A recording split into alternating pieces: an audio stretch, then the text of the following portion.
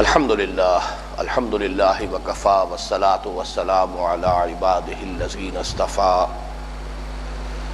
خصوصا علی افضلهم وخاتم النبیین محمد الامین وعلی آلہ وصحبہ اجمعین اما بعد فقد قال اللہ تبارک وتعالی کما ورد فی سورة المنافقون اعوذ باللہ من الشیطان الرجیم بسم اللہ الرحمن الرحیم یا ایہا الذین آمنوا لا تلہکم اموالکم ولا اولادکم عن ذکر اللہ ومن یفعل ذلک فاولئک هم الخاسرون وَأَنفِقُوا مِمَّا رَزَقْنَاكُم مِّن قَبْلِ أَن يَأْتِيَ أَحَدَكُمُ الْمَوْتُ فَيَقُولَ رَبِّ لَوْلَا أَخَّرْتَنِي إِلَىٰ أَجَلٍ قَرِيبٍ فَأَصَّدَّقَ وَأَكُن مِّنَ الصَّالِحِينَ وَلَن يُؤَخِّرَ اللَّهُ نَفْسًا إِذَا جَاءَ أَجَلُهَا وَاللَّهُ خَبِيرٌ بِمَا تَعْمَلُونَ صدق اللہ العظیم رب اشرح لي صدري ويسر لي امري واحلل عقدة من لساني يفقهوا قولي اللهم ربنا الهمنا رشدنا واعذنا من شرور انفسنا اللهم ارنا الحق حقا وارزقنا اتباعه وارنا الباطل باطلا وارزقنا اجتنابه اللهم حبب إلينا الإيمان وزينه في قلوبنا وكره إلينا الكفر والفسوق والعصيان واجعلنا من الراشدين اللهم طهر قلوبنا من النفاق وأعمالنا من الرياء وألسنتنا من الكذب وأعيننا من الخيانة فإنك تعلم خائنة الأعين وما تخفي الصدور آمين يا رب العالمين۔ اگرچہ ابھی میں نے سورہ منافقون کے دوسرے پورے رکوع کی تلاوت کی ہے جو 3 آیات پر مشتمل ہے، لیکن اس نشست میں ہماری گفتگو صرف پہلی آیت تک محدود رہے گی۔ یہ بات بار بار عرض کی جا چکی ہے کہ سورہ منافقون کا یہ دوسرا رکوع مرض نفاق کے علاج پر مشتمل ہے، اور اس علاج کے 2 حصے ہیں۔ ایک ہے بچاؤ کی تدابیر، پریونشن، جس کو ہم اپنی اصطلاح میں پریونٹیو ٹریٹمنٹ بھی کہتے ہیں، اور دوسرا ہے کہ مرض کی چھوت لگ جائے، انفیکشن ہو جائے، اس کا آغاز ہو جائے تو پھر اب اس کے ازالے کی اور اس کے معالجے کی تدابیر۔ پہلی آیت میں پہلی قسم کے علاج کا تذکرہ ہے اور بقیہ 2 آیات میں دوسری قسم کے علاج کا تذکرہ ہے۔ لیکن اس سے پہلے کہ میں اس پہلی آیت کے بارے میں تفصیلاً کچھ عرض کروں، تھوڑا سا قرض ہے گزشتہ نشست کا جو میں چاہتا ہوں کہ ادا کر دیا جائے۔ یاد ہوگا کہ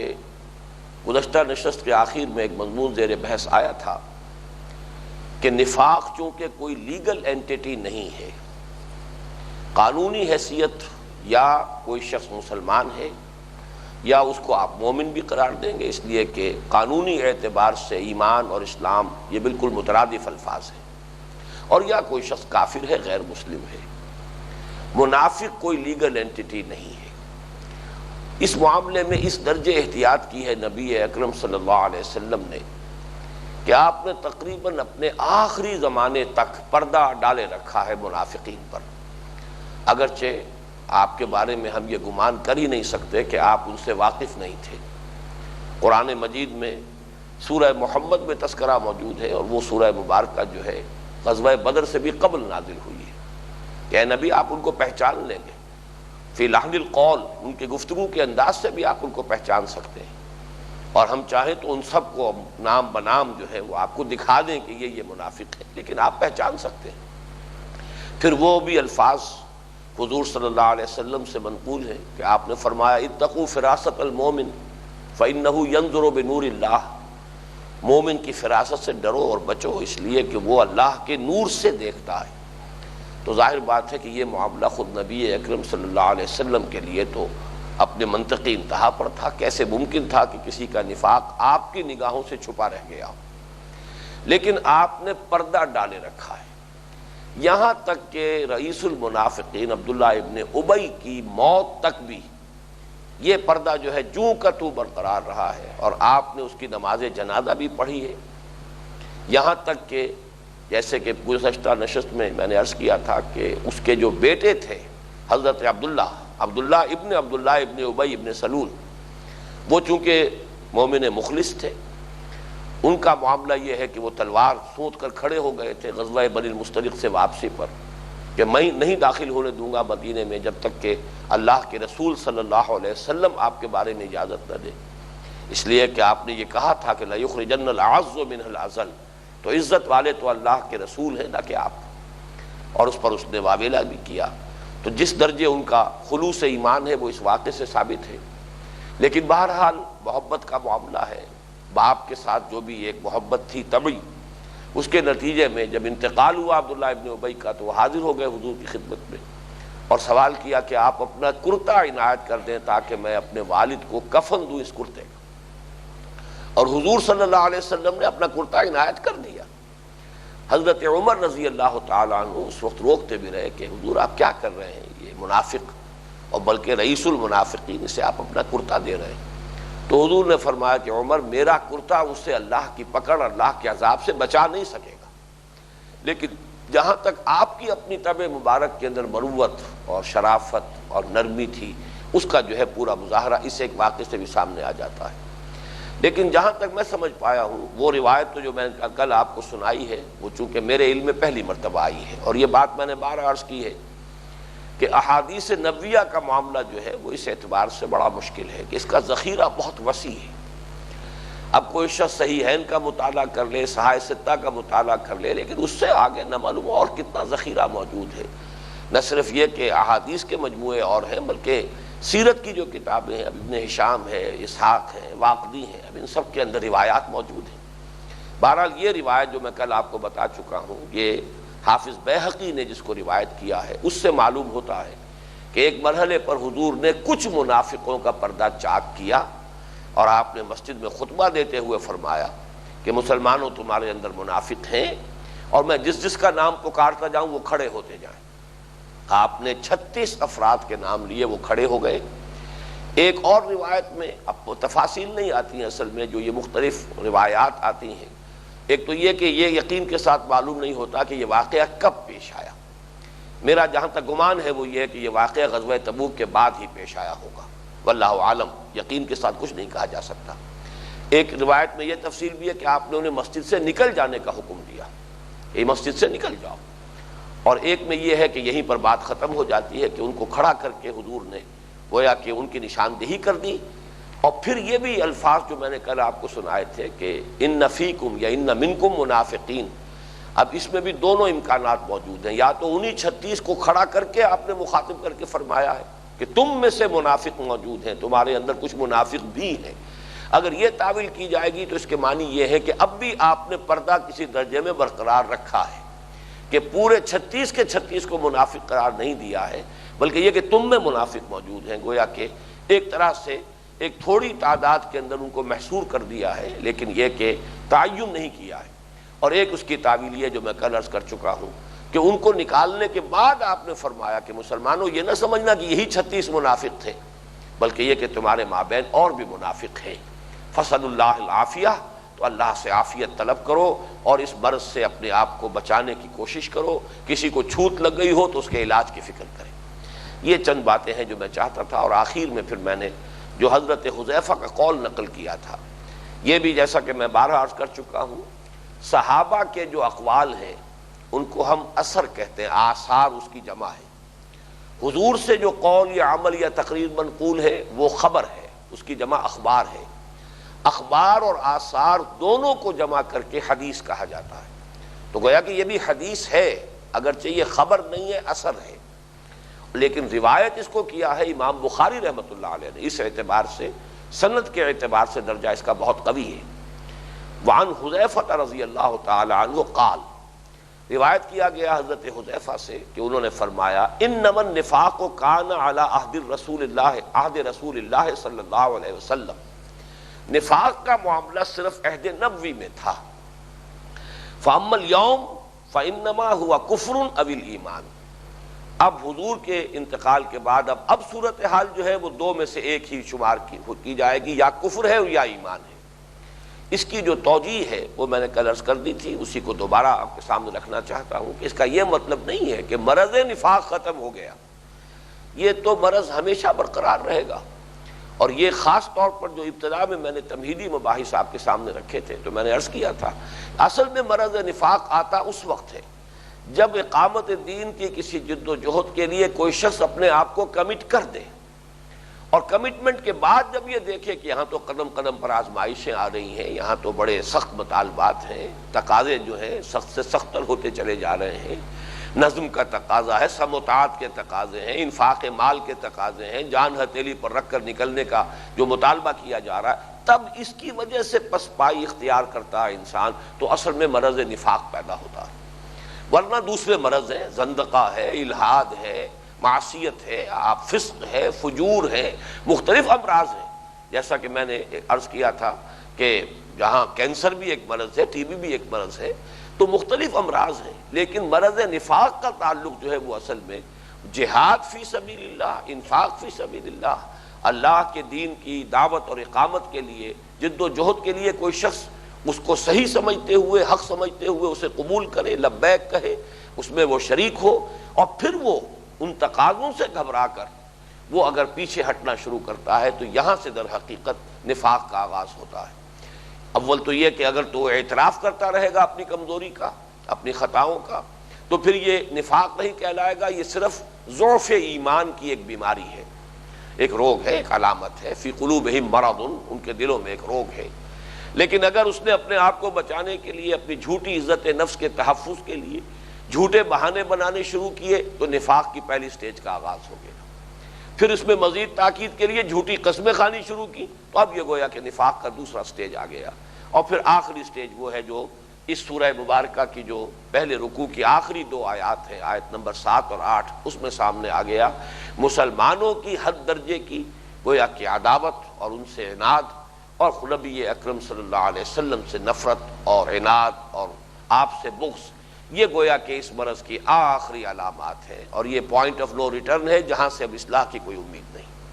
بس ان حقائق کو سامنے رکھیے، لیکن ظاہر بات ہے کہ تعین کے ساتھ کسی شخص کو منافق قرار دینا یہ صرف حضور کے لیے ممکن تھا، آپ کے بعد کسی شخص کو یہ کہنے کا حق حاصل نہیں ہے کہ تعین کے ساتھ کسی کو منافق قرار دے۔ ہم اپنے وعظ میں، نصیحت میں، تلقین میں توجہ دلا سکتے ہیں کہ بھائی یہ مرض نفاق ہے، یہ اس کی علامات ہیں، اپنے اندر جھانکو، اپنے دلوں کو ٹٹولو، اپنے باطن کا جائزہ لو، کہیں یہ کیفیات تو موجود نہیں ہے، اگر ہے تو گویا کہ تم نفاق کے لیے ادھر جو ہے کوئی پیش قدمی کا امکان پیدا ہو رہا ہے، اس سے اپنے آپ کو بچاؤ۔ لیکن کسی شخص کو منافق قرار دینا حضور نے بھی اپنے حیات طیبہ کے بالکل آخری دور میں، اور وہ بھی غزوہ تبوک کے بعد، اس لیے کہ سورہ توبہ میں وہ آیت پھر نازل ہوئی کہ اے نبی صلی اللہ علیہ وسلم وَلَا تُصَلِّ عَلَىٰ أَحَدٍ مِّنْهُمْ مَاتَ أَبَدًا وَلَا تَقُمْ عَلَىٰ قَبْرِهِ، یہ سورہ توبہ کی آیت نمبر 84 ہے۔ اے نبی آئندہ اب آپ ان میں سے کسی کی نماز جنازہ نہ پڑھیے گا۔ ظاہر بات ہے کہ حضور کو اللہ تعالیٰ نے سارے منافقوں کا علم دے دیا تھا، تبھی تو یہ حکم دیا جا رہا ہے کہ ان میں سے کوئی اگر اب اس کا انتقال ہو جائے تو اب آپ اس کی نماز جنازہ ادا نہیں کریں گے، اور یہ کہ اس کی قبر پر کبھی کھڑے نہیں ہوں گے۔ یہ دونوں ہدایتیں جو دی گئی ہیں تو یہ سورہ توبہ میں آئی ہیں، غزوہ تبوک سے واپسی کے بعد جو حصہ نازل ہوا ہے اس میں یہ ہدایات حضور کو دی گئیں۔ اس میں بھی جیسا کہ میں نے عرض کیا تھا، حضور نے ایک پردہ جو ہے پھر بھی ڈالے رکھا، اس لیے کہ آپ نے نفاق کے ساتھ مقروض جو تھے ان کی نماز جنازہ بھی پڑھنے سے انکار کیا، تو اس سے گویا کہ ایک اشتباہ کسی درجے میں باقی رکھا کہ فلاں شخص کے لیے اگر آپ نے اعتراض یا احتراز کیا ہے، آپ نے اس کی نماز جنازہ میں شمولیت اختیار نہیں فرمائی، تو کیا سبب ہے اس کا؟ آیا وہ منافق تھا یا مقروض تھا؟ کسی درجے میں پردہ جو ہے حضور نے برقرار رکھا ہے، اور کبھی آپ نے یہ نہیں کہا کہ یہ شخص چونکہ منافق تھا اس لیے میں اس کی نماز نہیں پڑھوں گا، بلکہ جب بھی کبھی ایسا ہوا کہ آپ سے فرمائش کی گئی کہ فلاں شخص کا انتقال ہو گیا ہے، آپ تشریف لے چلیے، نماز جنازہ پڑھا دیجئے، تو آپ فرماتے تھے صلو علی اخیکم، جاؤ خود اپنے بھائی کی نماز جنازہ ادا کر لو، خود آپ اس میں شمولیت اختیار نہیں کرتے۔ بہرحال اس پر وہ جو ایک قرض تھا پچھلے ہماری نشست کا وہ تو ادا ہوا. اب آئیے کہ اس آیت مبارکہ پر اپنی توجہ کو مرکوز کریں. یا ایھا الذین آمنوا لا تلھکم اموالکم ولا اولادکم عن ذکر اللہ ومن یفعل ذلک فاولئک هم الخاسرون.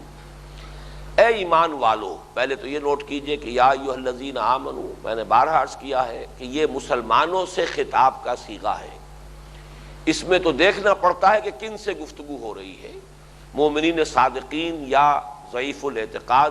اہل ایمان یا منافقین، روح سخن کن کی طرف ہے. لیکن اس خطاب میں سب شامل ہیں جو بھی دعوے دار ہیں اسلام کے ایمان کے. یا ایھا الذین آمنوا لا تلھکم اموالکم ولا اولادکم عن ذکر اللہ، نہ غافل کر پائیں تمہیں تمہارے اموال اور تمہاری اولاد اللہ کی یاد سے. اس آیت میں جو 3 آئے ہیں اہم الفاظ، لا تلھکم، یہ جو صیغہ ہے نہیں کا، نہ غافل کر پائیں، ایسا نہ ہو کہ غفلت میں ڈال دیں تمہیں تمہارے اموال اور تمہاری اولاد. اس کا مادہ ہے لہون، اور یہ خاص طور پہ اس لیے نوٹ کرا رہا ہوں کہ سورہ جمعہ کی آخری آیت میں یہ لفظ آ چکا ہے. سورہ جمعہ کا جو دوسرا رکوع ہے اس کی بڑی مناسبت ہے اس سورہ منافقین کے دوسرے رکوع سے، اور ان دونوں کی پر مناسبت ہے سورہ تغابن کے دوسرے رکوع سے. اس وقت نوٹ کیجئے کہ وہی لفظ وَإِذَا رَأَوْا تِجَارَةً أَوْ لَهْوًا انفضوا إِلَيْهَا وَتَرَكُوكَ قَائِمًا قُلْ مَا عِندَ اللَّهِ خَيْرٌ مِّنَ اللَّهْوِ وَمِنَ التِّجَارَةِ. گویا کہ 2 مرتبہ لفظ لہو جو ہے وہ سورہ جمعہ کی آخری آیت میں آیا ہے. اس کا اصل مفہوم کیا ہے؟ ہر وہ شے کہ جو اللہ سے غافل کر دے، یاد الہی سے وہ حجاب کی کیفیت اختیار کر لے، ایک پردہ بن جائے، وہ لہو ہے. اس میں کوئی کھیل بھی ہو سکتا ہے، کوئی تماشا بھی ہو سکتا ہے، کوئی عیاشی بھی ہو سکتی ہے، محض تجارت بھی ہو سکتی ہے، محض دنیاوی مصروفیات بھی ہو سکتی ہیں. لیکن جو چیز بھی ایک طرح کی غفلت کا پردہ جو ہے انسان کے دل کے اوپر طاری کر دے وہ لہو ہے. میں نے آج جائزہ لیا تو قرآن مجید میں 10 مرتبہ یہ لفظ آیا ہے. 6 مرتبہ لعب کے ساتھ آیا، وَمَا الْحَيَاةُ الدُّنْيَا إِلَّا لَهْوٌ وَلَعِبٌ. نہیں ہے دنیا کی زندگی مگر بس غافل کرنے والی شے اور کھیل کود کی شے. تو لہو و لعب کی جو اصطلاح ہے یا لعب اور لہو جو ہے یہ 6 مرتبہ. 2 مرتبہ سورہ جمعہ میں یہ لفظ آ چکا ہے تجارت کے ساتھ. اب تجارت جو ہے اس میں بھی انسان کی مشغولیت ہوتی ہے، مصروفیت ہوتی ہے، تو وہ مشغولیت جو ہے دنیا کی وہ بھی چونکہ ایک طرح کا حجاب بن جاتی ہے. اس وقت بھی انسان کے اوپر کوئی تھوڑا سا پردہ جو ہے اس کے دل پر آ جاتا ہے. لہذا لہو کو تجارت کے ساتھ بریکٹ کیا ہے. 1 مرتبہ سورہ لقمان میں یہ لفظ آیا ہے لہو الحدیث، یعنی گپ شپ ہے یا اور ایسی باتیں ہیں کہ جس میں انسان پڑھ کر رقص و سرود کی محفل ہے، اس میں مبتلا ہو کر اللہ سے غافل ہو جائے اور وہ حجاب بن جائے انسان کے لیے اللہ کی یاد سے. اور ایک جگہ پر آیا ہے یہ لفظ سورہ انبیاء میں لو اردنا ان نتخذ لہوا لاتخذناہ من عندنا، وہاں یہ لاعبین کے ساتھ آیا ہے. ہم نے یہ دنیا کھیل کود کے لیے نہیں بنائی ہے. دیکھو اگر ہمیں کوئی کھیل تماشا ہی اپنے لیے اختیار کرنا ہوتا تو ہم اپنے پاس کوئی کھیل جو ہے ایجاد کر لیتے. یہ دنیا جو ہم نے بنائی ہے یہ لہو کے لیے، یہ لعب کے لیے نہیں بنائی ہے. جیسا کہ میں نے بار عرض کیا ایمان کے مباحث میں کہ یہ بھی ایک تصور ہے خاص طور پہ ہندو فلسفے میں کہ یہ رام کی لیلا ہے، رام جی کھیل رہے ہیں. یہاں کوئی حکمت سمجھ میں نہیں آتی کہ کس نقشد و نقشایت و حکمت ہی معمارہ، کسی کو اٹھا دیا، کسی کو پٹک دیا، کسی کو گرا دیا، کسی کو اونچا کر دیا، کچھ سمجھ میں نہیں آتا. کوئی بادشاہ تھا اور وہ اب جو ہے روٹی کے لیے محتاج ہو گیا ہے. کوئی پانی بھر رہا تھا سقا، اسے دلی کے تخت پر بٹھا دیا ہے. تو یہ جو کھیل ہے تو ایسا ہی ہے جیسے کہ کوئی بچہ کھیلتا ہے، کوئی کھلونا اٹھایا، کوئی پٹک دیا. یہ کچھ اس سے زیادہ ہمیں تو کوئی حکمت نظر نہیں آتی. جبکہ قرآن کہتا ہے نہیں، ما خلقت ھذا باطلا. جو بھی شخص غور کرے گا، اگر وہ صحیح الفطرت اور صحیح العقل انسان ہے، اس نتیجے پر پہنچے گا کہ اللہ تو نے یہ ساری کائنات جو بنائی ہے باطل نہیں بنائی، بے مقصد نہیں بنائی، کھیل کود کے لیے نہیں بنائی. بہرحال اس سے لفظ لہو کی جو باطنی حقیقت ہے وہ سامنے آ گئی. اب یہ لفظ استعمال ہوا الہاکم التکاثر حتی زرتم المقابر. الہا یلہی الہا باب افعال، غافل کر دینے والی شے. یہ گویا کہ الہاکم التکاثر، تمہیں غافل کیے رکھا محتاط کی طلب میں. اسی معنی میں لفظ آیا حدیث میں. وہ حدیث بھی میں نے بارہا آپ کو سنائی ہے اس لیے کہ یہ ہمارے اس طرح کی احادیث میں سے یہ ہے کہ ہمارے شعور میں اگر ثبت ہو جائے تو ہمارے طرز عمل پر بہت اثر انداز ہو سکتی ہے. ما قل و کفا خیر مما کثر و الہا، جو چیز رزق ہے دنیا کا، بال و اسباب دنیاوی میں سے جو کم ہو مگر کفایت کر جائے، وہ کہیں بہتر ہے اس سے کہ جو کثرت والی ہو، بہتات ہو لیکن غافل کر دے. جہاں بہتات ہوگی غفلت اس کے نتیجے میں پیدا ہو جائے گی. بہرحال یہ لفظ آ چکا ہے ہمارے منتخب نصاب میں دوسرے حصے میں جو مباحث ایمان تھے، سورہ نور کے 5ویں رکوع میں. وہاں پر مدح کی ہے اللہ نے، تعریف کے انداز میں فرمایا رجال لا تلہیہم تجارت ولا بیع عن ذکر اللہ واقام الصلاۃ وایتاء الزکاۃ. وہ مرد، وہ جوان مرد، وہ حوصلہ مند لوگ کہ جن کو کوئی شے اللہ کی یاد سے غافل نہیں کر سکتی.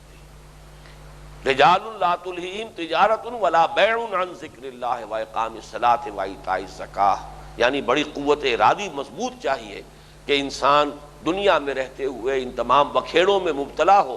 پھر بھی یہ ہے کہ اس کی لو اللہ کے ساتھ لگی رہے، دل کا ایک رابطہ اللہ کے ساتھ قائم رہے. وہی بات ہے جو یہاں کہی جا رہی ہے، لیکن میں اس مضمون کو اور مکمل کر دوں.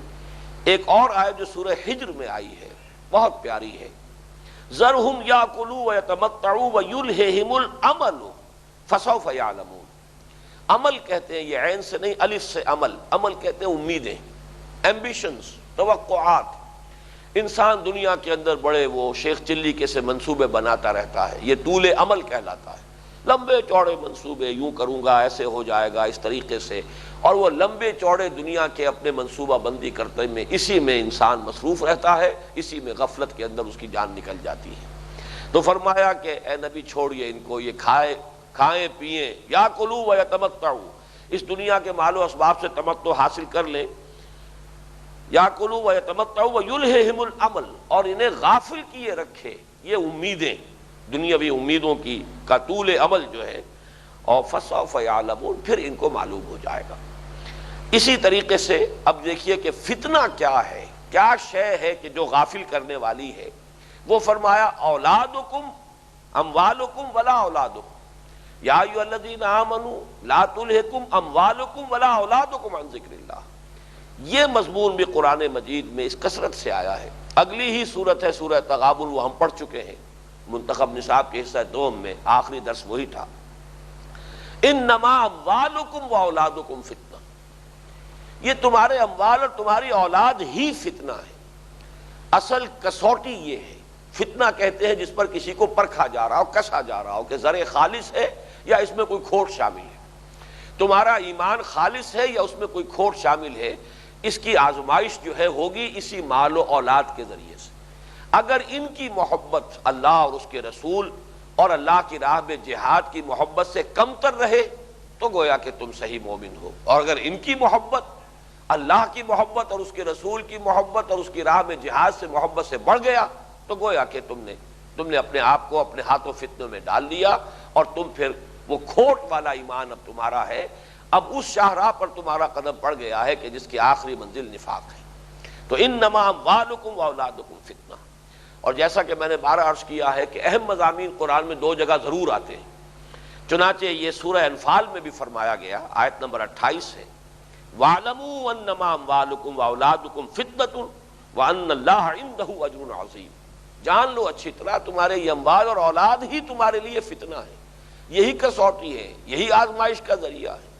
اور اگر تم ان کو صحیح جگہ پر رکھو، ان کے ساتھ تمہاری مشغولیت، ان کے ساتھ تمہاری دلچسپی اتنی ہی رہے جتنی کہ اللہ نے اجازت دی ہے، کہ اللہ کی محبت، اس کے رسول کی محبت اور اس کی راہ میں جہاد کی محبت سے یہ بالا تر نہ ہونے پائیں، تو پھر یہ کہ اللہ کے پاس ہی اجر عظیم ہے. سورہ سبا میں فرمایا وَمَا أَمْوَالُكُمْ وَلَا أَوْلَادُكُمْ بِالَّتِي تُقَرِّبُكُمْ عِندَنَا زُلْفَىٰ إِلَّا مَنْ آمَنَ وَعَمِلَ صَالِحًا. دیکھو مسلمانوں، یہ تمہارے اموال اور اولاد نہیں ہے جو تمہیں ہمارا قرب عطا کر دیں گے. اگرچہ ایک اس کا امکان ہے، اگر انسان اس مال کو اللہ کے لیے خرچ کرے گا تو یقیناً یہ اموال بھی ذریعہ تقرب بن جائیں گے. اولاد کی تربیت صحیح کرتا ہے، اولاد جو ہے وہ گویا کہ سب سے بڑا صدقہ جاریہ بن جائے گی. لیکن اصلاً یہ چیزیں نہیں ہیں کہ جو اللہ کا تقرب عطا کرنے والی ہو، بلکہ وہ تو من آمن وعمل صالحا، جو ایمان لایا اور جس نے نیک عمل کیے. وہ آیتیں دو میں پہلے ہی آپ کو بار بار سنا چکا ہوں، سورہ توبہ کے اندر آیت نمبر 55 اور آیت نمبر 85، وَلَا تُعْجِبْكَ أَمْوَالُهُمْ وَلَا أَوْلَادُهُمْ، اے نبی اور اے مسلمانوں آپ ان کے اموال اور اولاد سے متاثر نہ ہو، یہ تو در حقیقت انما یرید اللہ ان یعذبہم بہا فی الحیات الدنیا وتزہق انفسہم وہم کافرون، یہ تو در حقیقت اللہ تعالیٰ نے کثرت کے ساتھ یہ چیزیں انہیں اس لیے دی ہیں کہ دنیا میں بھی یہی چیزیں ان کے لیے سوہان روح بنے، عذاب کا ذریعہ بنے، اور ان کی جانیں نکلیں، انہی میں مشغول رہیں، ہوش آنے ہی نہ پائے، انہی میں مصروف و مشغول رہیں، اور اسی طریقے سے ان کی جانیں نکلیں اور وہ کفر ہی کی حالت میں مرے۔ یہ ہے در حقیقت اللہ کا فیصلہ۔ باقی یہ نوٹ کر لیجئے کہ اموال و اولاد یہ مل کر اصل میں وہ چیز بن جاتے ہیں کہ جو 8 چیزوں کی شکل اختیار کرتے ہیں جو سورہ توبہ کی آیت نمبر 24 میں ہم پڑھ چکے ہیں۔ یہ جو ہمارے منتخب نصاب کا چوتھا حصہ تھا جو آج اختتام کو پہنچ رہا ہے، اس میں آپ کو یاد ہوگا کہ یہ آیت مبارکہ ابتدا ہی میں آئی تھی، سورہ صف کے ساتھ ہی ہم نے اس کا مطالعہ کیا تھا۔ قُلْ إِنْ كَانَ آبَاؤُكُمْ وَأَبْنَاؤُكُمْ وَإِخْوَانُكُمْ وَأَزْوَاجُكُمْ وَعَشِيرَتُكُمْ وَأَمْوَالٌ اقْتَرَفْتُمُوهَا وَتِجَارَةٌ تَخْشَوْنَ كَسَادَهَا وَمَسَاكِنُ تَرْضَوْنَهَا أَحَبَّ إِلَيْكُم مِّنَ اللَّهِ وَرَسُولِهِ وَجِهَادٍ فِي سَبِيلِهِ فَتَرَبَّصُوا حَتَّىٰ يَأْتِيَ اللَّهُ بِأَمْرِهِ وَاللَّهُ لَا يَهْدِي الْقَوْمَ الْفَاسِقِينَ۔ اس لیے کہ جتنے وہ 5 رشتے گنوائے ہیں، تمہارے باپ، تمہارے بیٹے، تمہارے بھائی، تمہاری بیویاں، تمہارے رشتے دار، ان 5 میں عزیز ترین شے جو ہے وہ اولاد ہے، اور خاص طور پر بیٹے۔ ابناؤکم، اولاد میں بھی اصل میں برسبیل تغلیب جو ہے وہ بیٹوں ہی کا تذکرہ ہے اصل میں۔ تو معلوم ہوا کہ یہ ان کا خلاصہ۔ اور اموال کی 3 شکلیں تھیں، اموال اقترفتموها وتجارۃ تخشون کسادها ومساکن ترضونها، جائیداد ہے، مال ہے، کاروبار ہے، پروفیشنز ہے، یہ سب کیا ہے؟ مال۔ تو انما اموالکم واولادکم فتنہ، بس یہ ہے کہ اگر اس کے اندر تمہارا اشتغال، ان سے تمہاری دلچسپی، ان کے اندر اگر تم گم ہو گئے تو پھر وہ بات ہو جائے گی، وہ جو بہت پیارے الفاظ میں اقبال نے کہی ہے کہ کافر کی یہ پہچان کے آفاق میں گم ہے، مومن کی یہ پہچان کہ گم اس میں ہے آفاق، رہو ان میں، مصروف رہو، ان کا حق ادا کرو، جو بھی جس کا حق اللہ نے معین کر دیا اس کو ادا کرو، لیکن کہیں ایسا نہ ہونے پائے کہ ان کی محبت تمہارے پاؤں کی وہ زنجیر بن جائے، بیڑیاں بن کر تمہارے پاؤں کے اندر پڑ جائیں یہ محبتیں، اور تمہیں اللہ کی راہ میں جہاد اور اقامت دین کی جد و جہد سے روکنے میں کامیاب ہو جائیں، تب یہ پھر فتنہ بن جائے گا۔ اب آئیے تیسرا لفظ جو ہے اس آیت مبارکہ میں وہ ذکر اللہ، اللہ کا ذکر۔ اس پر اگرچہ ہمارے بڑے تفصیلی مباحث ہو چکے ہیں، اس لیے کہ ایمان کے جب مباحث تھے تو سورہ آل عمران کے حوالے سے بھی ذکر کیا ہے، ذکر کی اصل حقیقت کیا ہے، الذین یذکرون اللہ قیاما وقعودا وعلی جنوبہم، تو وہ مباحث لیکن چونکہ کافی عرصہ ہو گیا ہے اور خاصا درمیان میں فصل واقع ہو چکا ہے، چند باتیں میں نوٹ کرا دینا چاہتا ہوں کہ لا تلہکم اموالکم ولا اولادکم عن ذکر اللہ، تو یہ ذکر اللہ سے مراد کیا ہے؟ سب سے پہلے یہاں یہ نوٹ کیجئے کہ سورہ جمعہ کی جو وہ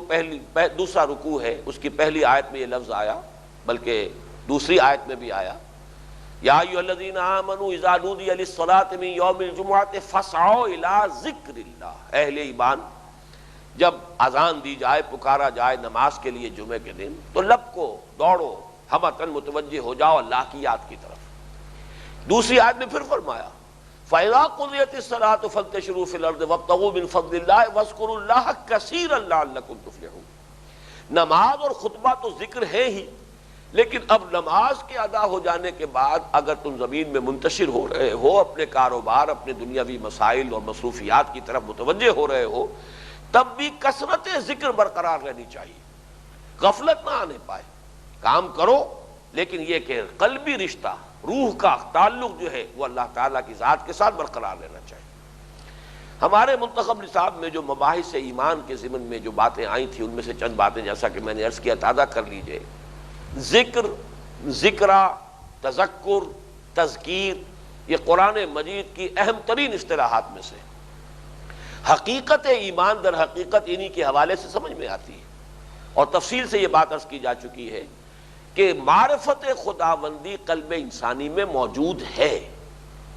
انسان دنیا میں جو آیا ہے تو اندھا بہرا ہو کر نہیں آیا ہے، اسے اللہ نے جہاں ظاہری سماعت اور بصارت دی ہے وہاں باطنی بھی کچھ حقیقتیں لے کر انسان آیا ہے۔ وہ روح ربانی جو کہ قلب انسانی کے اندر ہے، وہ روح جو ہے اس میں معرفت خداوندی اور عشق خداوندی، محبت خداوندی، دونوں چیزیں، نہ صرف معرفت بلکہ محبت بھی، دونوں چیزیں اس کے اندر موجود ہیں۔ ہوتا صرف یہ ہے کہ دنیا میں آنے کے بعد یہاں کی مصروفیات، یہاں کی مشغولیتیں، یہاں کے علائق، یہاں کے معاملات و مسائل، یہ انسان کو اپنے اندر گم کرنے کے لیے وہ ہر وقت جو ہے کوشاں ہے، ایک کشاکش ہے ہر وقت جو چلتی رہتی ہے۔ ورنہ وہ معرفت اندر ہے، اس معرفت کو جو ڈورمنٹ ہے ایکٹیویٹ کرنے کے لیے آیات کا تصور آیا ہے۔ یہ آیات آفاقی بھی ہیں،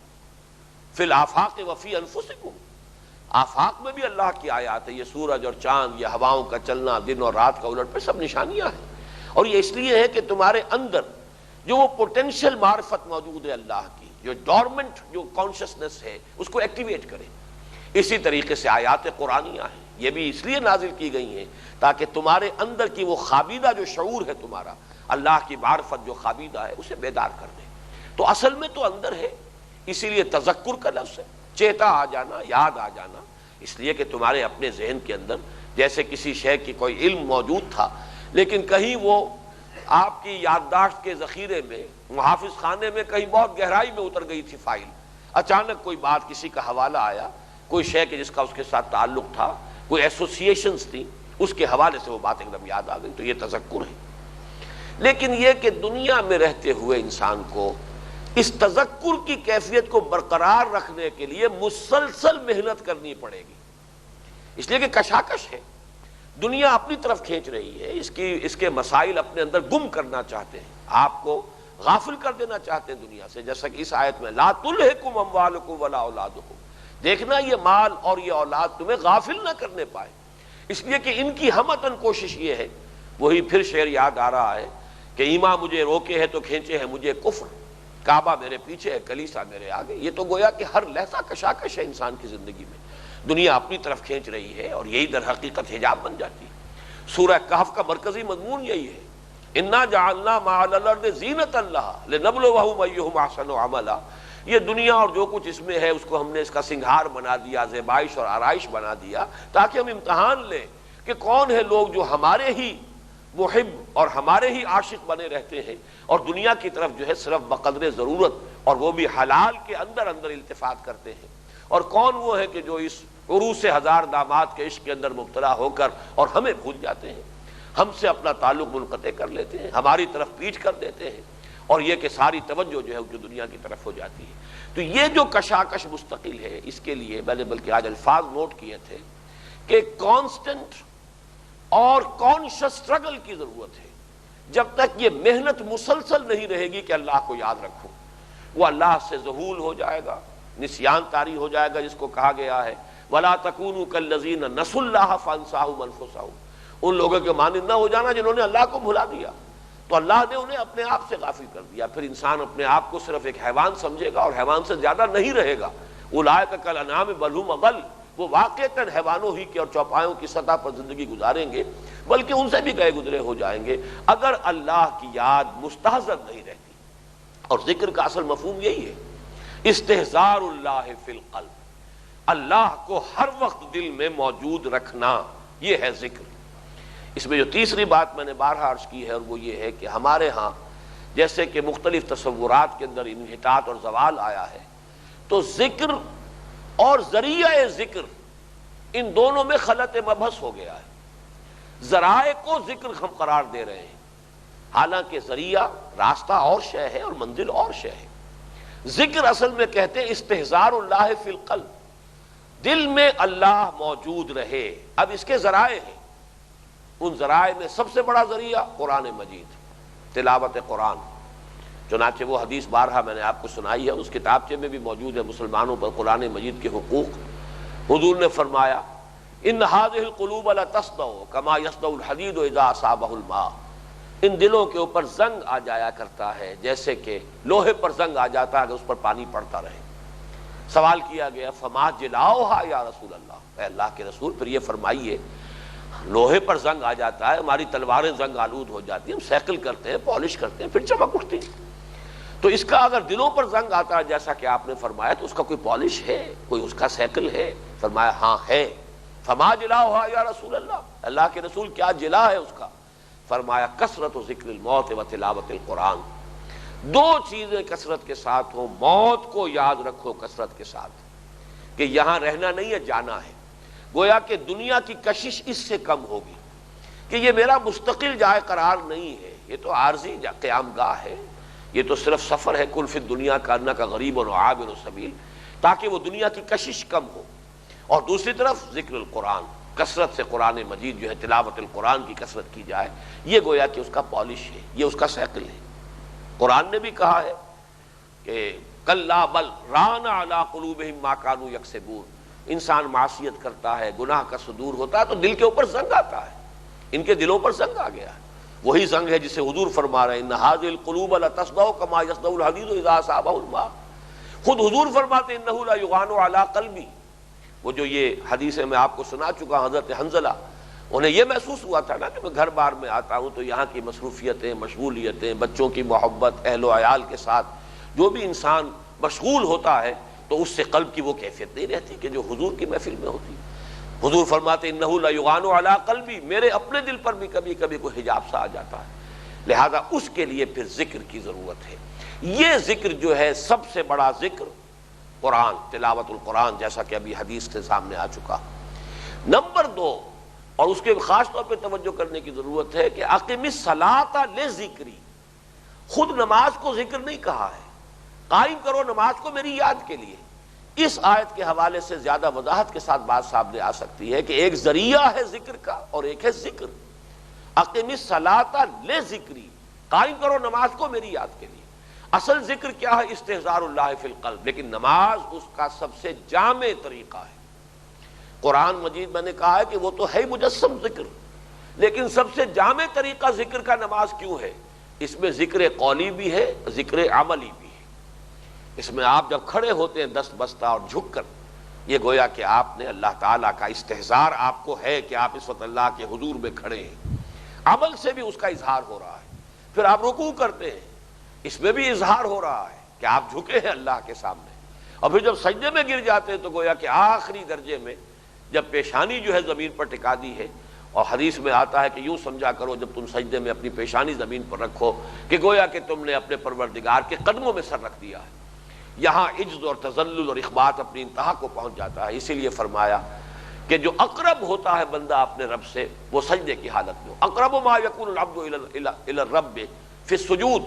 پروردگار سے قریب ترین جو انسان ہوتا سجدے میں۔ تیسرے نمبر پر پھر ذکر کا ذریعہ اذکار مسنونہ اور ادعیہ معصورہ جو حضور سے منقول ہیں۔ زندگی کے مختلف کام کرتے ہوئے انسان جو دعائیں اور جو اذکار ہیں ان کا اگر التزام کرے تو گویا کہ کوئی اضافی وقت صرف نہیں ہوا، وہ بیٹھ کر کوئی خاص آسن جما کر اور کسی خاص انداز میں ذکر اور اس کی ضربیں لگانا، اس سے کہیں زیادہ مؤثر طریقہ وہ ہے جو حضور سے مسنون ہے۔ وہ طریقے تو مسنون نہیں ہیں، اور کوئی بھی ہمارے ہاں صوفیہ کا جو بھی کوئی مختلف طریقے ہیں اذکار کے، کوئی اس کے مدعی نہیں ہے کہ یہ مسنون ہے۔ یہ ان لوگوں نے اپنے تجربے سے ان کو تجویز کیا ہے، اس کے اندر افادیت محسوس ہوئی ہے، وہ ان کی اپنی حکمت ہے، ان کے اپنے جو ہے پریسکرپشنز ہیں، لیکن حضور سے ان کا ثبوت نہیں ہے۔ حضور سے جن چیزوں کا ثبوت ہے وہ ادعیہ معصور، آئینہ دیکھ رہے ہیں تو دعا ہے، بیت الخلاء میں داخل ہونے لگے ہیں تو دعا ہے، باہر نکل رہے ہیں تو دعا ہے، مسجد کے لیے گھر سے باہر قدم نکالا ہے تو دعا ہے، کپڑے پہنے ہیں تو دعا ہے، زندگی کا ہر کام کرتے ہو، یہاں تک کہ تعلق ظل و شے ہے تو دعا ہے، دعا ہر وقت۔ یہ اذکار مسنونہ جو ہے یہ گویا کہ دوام ذکر کی سب سے مؤثر شکل ہے۔ چوتھے درجے میں جیسا کہ میں نے بارہ عرض کیا ہے کہ کوئی حکیم الطبع انسان جو کوئی پرسنل پریسکرپشن دے کسی انسان کو، اور یہ حضور بھی کرتے تھے، مختلف جو آپ کچھ لوگوں کو تجویز کرتے تھے کہ تم یہ پڑھ لیا کرو، یہ کہا کرو، اس میں اس شخص کی جو ذاتی کیفیت ہے وہ پیش نظر ہوتی تھی۔ کسی شخص میں فرض کیجئے کہ کوئی حکیم اور دانا انسان جو ہے مربی اور مزکی، وہ محسوس کرتا ہے اس میں مال کی محبت زیادہ ہے، ایسی آیات پڑھنے کے لیے تجویز کر دیں کہ جس سے مال کی محبت میں کمی ہو رہی، یا اور کسی کے اندر کوئی دوسرا مرض زیادہ ہے تو کوئی ایسی آیات یا کوئی ایسے اذکار تلقین کر دیے جائیں کہ جس سے اس کا خاص مرض جو ہے اس کا ازالہ ہو سکے. لیکن چوتھے درجے میں ان کو رکھنا چاہیے. ہوتے ہوتے ہمارے ہاں یہ ہو گیا کہ اصل ذکر اسی کو سمجھا جاتا ہے، پھر اس کی بھی جو بھی ایک گردان ہے اس کی تعداد مقرر ہو گئی، تعداد پوری کرنے پر توجہ ہوتی ہے. وہ یہ کہ اس سے حقیقتاً وہ جو مقصود ہے اصل ذکر وہ بھی حاصل ہو رہا یا نہیں ہو رہا، اس کی طرف توجہ ہی نہیں. اس لیے کہ وہ ذکر حقیقتاً کیا ہے اور کیا شے ذریعہ ذکر ہے، یہ فرق و تفاوت ذہنوں سے نکل چکا ہے. پھر اس میں ایک اور اہم بات جو قرآن مجید کے لیے میں سمجھتا ہوں کہ امتیازی خصوصیت ہے، وہ یہ ہے کہ قرآن نے ذکر اور فکر کو ایک جگہ پر جمع کر دیا. دنیا کے مذاہب میں کہیں آپ کو یہ صورتحال نظر نہیں آ سکتی کہ ذکر اور فکر کو اس طریقے سے بریکٹ کر دیا جائے. الذین یذکرون اللہ قیاما وقعودا وعلی جنوبہم ویتفکرون فی خلق السماوات والارض. تفکر اور یہ ذکر، ان دونوں کو ایک طرف تو یہ کہ دوام ذکر، کثرت ذکر، بیٹھے کھڑے لیٹے ہر حال میں اللہ کو یاد رکھنا، اللہ مستحضر رہے، دل میں موجود رہے، اور پھر غور و فکر اور سوچ بچار انسان کرتا رہے. تو یہ تفکر اور یہ ذکر، ان دونوں کو جمع کیا جائے. یہی وجہ ہے کہ مولانا روم نے بھی ان دونوں کو جمع کیا بہت خوبصورتی سے. ای قدر گفتیم باقی فکر کن، فکر اگر جامد بود رو ذکر کن. فکر آرد ذکر آرد فکر را در احتزاز، ذکر را خورشید این افسردہ ساز. دیکھو اتنا کچھ تو ہم نے تمہیں بتا دیا، اب باقی خود غور کرو، تدبر کرو، تفکر کرو. اور اگر کہیں فکر جامد ہو جائے، فکر آگے نہیں بڑھ رہا، گتھی حل نہیں ہو رہی، سلجھ نہیں رہی، عقدہ جو ہے لا ینحل سا ہو گیا ہے، تو چلو اب ذکر کرو. یہ ذکر جو ہے اس فکر کو ایک نئی قوت عطا کرے گا، نئی حرکت عطا کرے گا. اس ذکر کے ذریعے سے اس میں نئی جان آ جائے گی، نئی تازگی آ جائے گی. جیسے کہ سورج جو ہے وہ ان تمام نباتات کو نئی حرارت عطا کر دیتا ہے، اس طریقے سے یہ ذکر جو ہے یہ فکر کے لیے مہمیز کا کام دے گا. لیکن میں سمجھتا ہوں کہ جو مرید ہندی ہے اس نے اصل میں اپنے پیر رومی سے بھی بڑھ کر کہا ہے اس مسئلے میں جو بات کہی ہے کہ جز بقرآن زیغمی روباہی است، فقر قرآن اصل شاہن شاہی است. اور فقر قرآن اختلاط ذکر و فکر، فکر را کامل نہ دیدم جز بے ذکر. یہ ہے جو اس کو اب فقر قرآن کہیں گے. یہ قرآنی سلوک ہے. یہ بھی ایک گویا کہ جیسے کہ مختلف سلوک کے جو سکولز ہیں، یہ سلسلہ قادریہ ہے اور یہ سلسلہ ہے چشتیہ ہے، یہ سلسلہ سہروردیہ ہے، تو ایک سلوک قرآنی بھی ہے. بلکہ شاید میں نے کبھی عرض کیا ہے سلوک محمدی بھی یہ لفظ استعمال کیا تھا سید احمد بریلوی رحمۃ اللہ علیہ نے. چونکہ وہ جب بیعت لیتے تھے لوگوں سے تو چاروں جو سلسلے ان میں بھی بیعت لے لیتے تھے، نقشبندیہ، قادریہ اور چشتیہ، سہروردیہ، چاروں. اس کے بعد کہ اب بیعت کرو سلسلہ محمدیہ میں. اور وہ سلسلہ محمدیہ کیا ہے؟ وہ ہے جہاد اور قتال. یہ باقی سلاسل جو ہے ان میں تو وہ ذکر ہے، اشغال ہیں، ان کے اپنے اپنے جو ہے اسباق ہیں، ان کے اپنے اپنے جو ہے مراحل اور مدارج ہیں. سلسلہ محمدیہ جو ہے اس کی شان ہے جہاد اور قتال. تو سلسلہ محمدیہ کا لفظ استعمال کیا انہوں نے. اسی طریقے سے سلوک قرآنی یا فقر قرآنی، فقر قرآن اختلاط ذکر و فکر، ذکر فکر را کامل نہ دیدم جز بے ذکر. یہ جو قرآنی سلوک ہے یہ ان دو چیزوں کے جمع ہونے سے وجود میں آتا ہے، اختلاط ذکر و فکر. ذکر بھی ہو، فکر بھی ہو. اور فکر کبھی کامل ہو ہی نہیں سکتا جب تک کہ ذکر ساتھ موجود نہ ہو. تو بات اگرچہ اصلاً تو وہی ہوئی کہ جو مولانا روم نے فرمائی تھی، لیکن یہ کہ اسے بہت ترقی دے کر اور اس کے اندر یقیناً جو ہے اس کی تکمیل کی ہے، اس میں شان جو ہے بہت بڑھ کر پیدا ہو گئی ہے علامہ اقبال کے ان دو اشعار میں. بہرحال یہ ذکر اگر ہے اور اس میں دوام ہے، استقلال ہے، اس میں مداومت ہے، تو نفاق کی انفیکشن نہیں ہو سکتی. اور اگر تم اس میں ناکام ہو گئے، لا تلہکم اموالکم ولا اولادکم عن ذکر اللہ ومن یفعل ذلک، جس شخص کو بھی غافل کر دیا مال اور اولاد کی محبت نے اللہ کی یاد سے، مشغولیت اسی میں ہو گئی. کافر کی یہ پہچان کہ آفاق میں گم ہے، اسی میں گم ہو گئے، وہ ہے خسارہ پانے والے. اور یہ خسارے کا لفظ جو ہے ہم پہلے درس میں پوری تفصیل سے دیکھ چکے ہیں. والعصر ان الانسان لفی خسر، یہ خسارہ چند روپوں کا، چند ٹکوں کا، چند ہزار کا یا چند لاکھ کا نہیں، پوری زندگی کا خسارہ ہے. خسرت دنیا والآخرہ،